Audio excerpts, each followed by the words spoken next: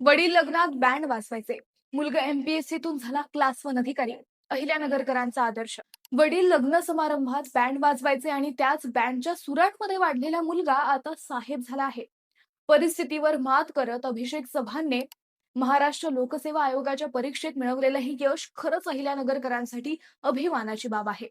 मंडळी, राहुरी तालुक्यातील चव्हाण कुटुंबाची पिढ्यानपिढ्या बँडच्या व्यवसायाची नाळ जोडलेली आहे. अभिषेकचे वडील सीताराम चव्हाण हे लग्न समारंभ, मिरवणुका आणि विविध कार्यक्रमांमध्ये बँड वाजवून आपल्या कुटुंबाचा उदरनिर्वाह करतात.